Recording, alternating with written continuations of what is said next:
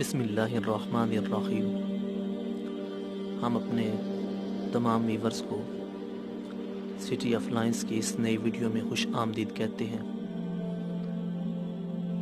آج ہم بات کریں گے قیامت کی نشانیوں میں سے ایک بڑی نشانی فتنہ دجال کے متعلق، اس کی کمالات، عادات اور اس کی موت کے متعلق اس ویڈیو میں ہم بات کریں گے۔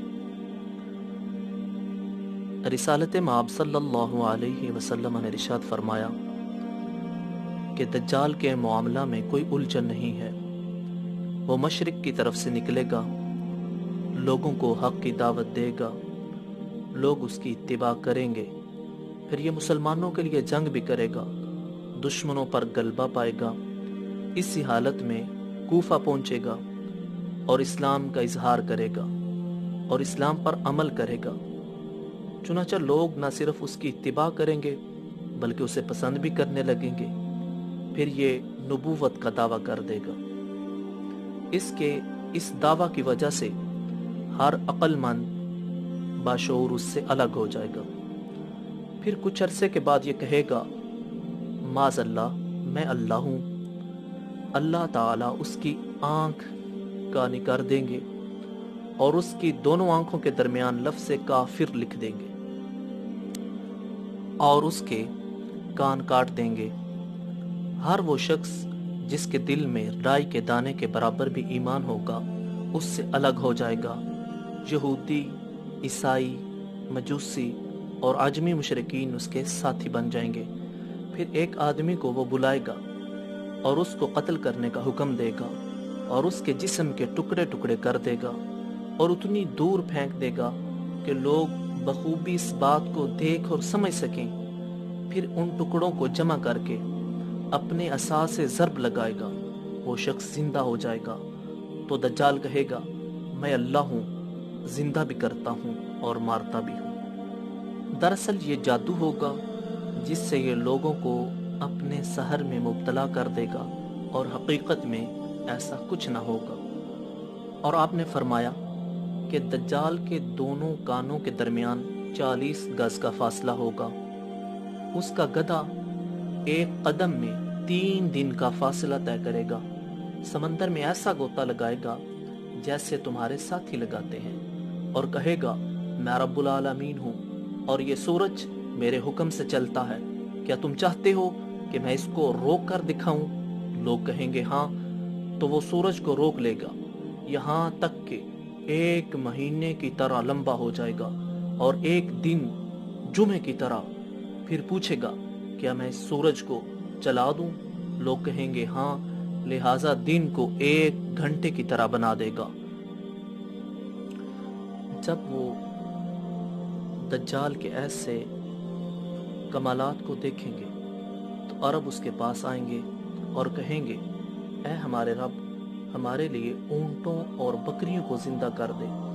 لہٰذا دجال شیاطین کو ان کے اونٹوں اور بکریوں کے ہم عمر اونٹوں اور بکریوں کی شکل میں عربوں کے حوالے کر دے گا۔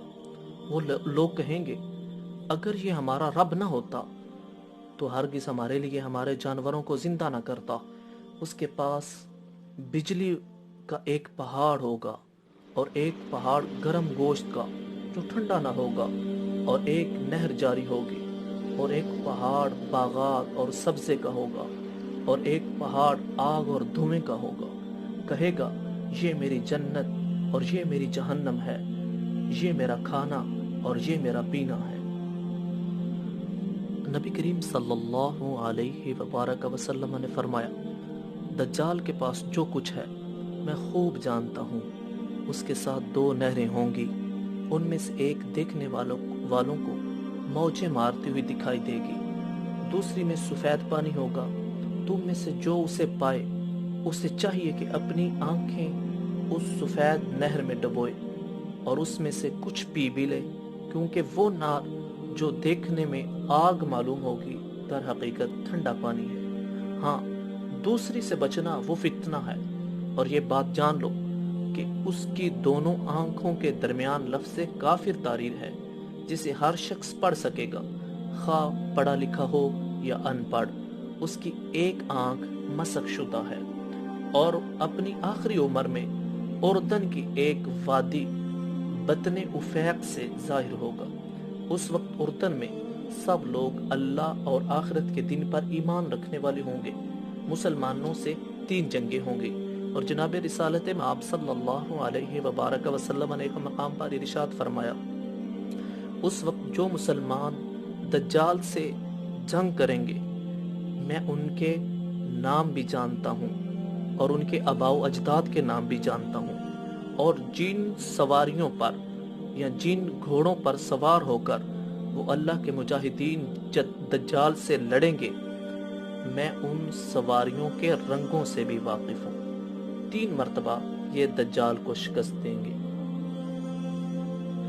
اور آپ صلی اللہ علیہ وبارک وسلم نے فرمایا کہ دجال مدینہ منورہ کی طرف آئے گا تو فرشتوں کو اس کی حفاظت کرتا ہوا پائے گا، لہٰذا مدینہ میں نہ ہی دجال داخل ہو سکے گا اور نہ ہی طاعون انشاءاللہ تعالی۔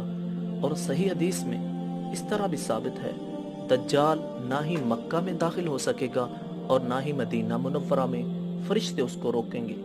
اور اس کی وجہ یہ ہے کہ یہ دونوں شہر بہت معزز و مقدس ہیں، پرامن اور دجال پر حرام ہیں، لہذا جب دجال مدینہ کے قریب پہنچے گا تو مدینہ میں 3 زلزلے آئیں گے۔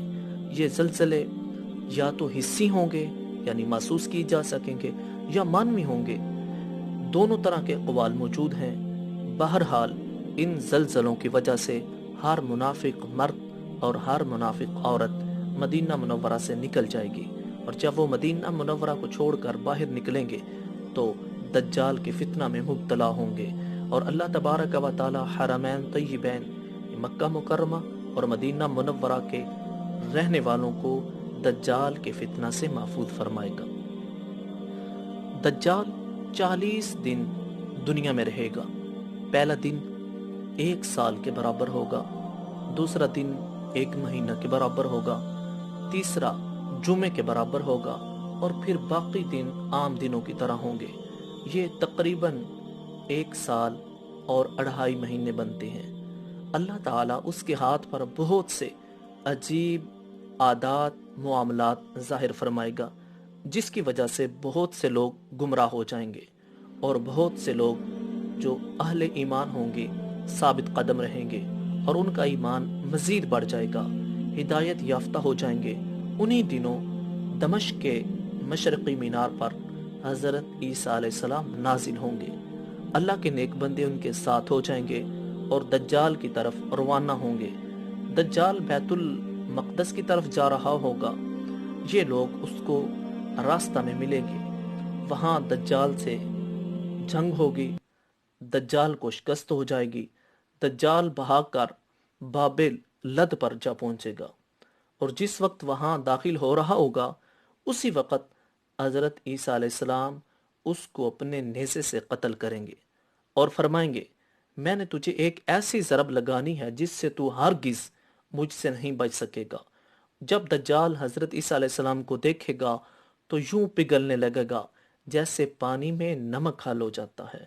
بہرحال حضرت عیسیٰ علیہ السلام دجال کو قتل کر دیں گے، اور یہ بات تمام صحیح احادیث سے ثابت ہے۔